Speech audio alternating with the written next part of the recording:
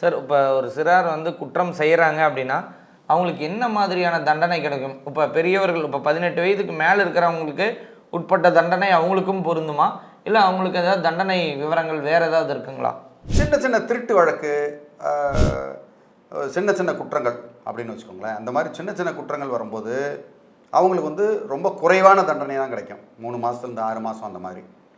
ஆனால் இதே ஒரு 16-17 வயசு பையன் இல்லை பொண்ணு அவங்களுடைய உடல் பலத்தால் ஏதோ ஒரு பெரிய குற்றம், பாலியல் குற்றம் செய்கிறாங்க, கொலை கொள்ளையில் ஈடுபடுறாங்க அப்படின்னு வரும்போது அவங்களுக்கு 18 வயசுக்கு மேலே உள்ளவங்களுக்கு என்ன தண்டனையோ அதே தண்டனை கிடைக்கும். அதில் வந்து பாகுபாடு இல்லாமல் இப்போ சமீபத்து உள்ள சட்டங்கள்லாம் வந்து அமெண்ட்மெண்ட் வந்திருக்கு.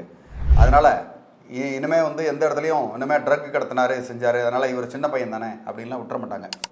அவருக்கும் அதே மாதிரி பனிஷ்மெண்ட் தான் உண்டு, ரெகுலர் பனிஷ்மெண்ட் தான்.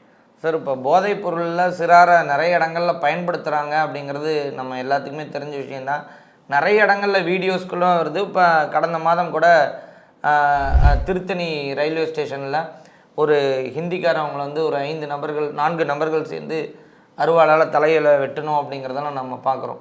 அந்த மாதிரி இருக்கிறதும் ஒரு கொலை குற்றத்துக்கு சமமாக தான் கருதப்படுமா?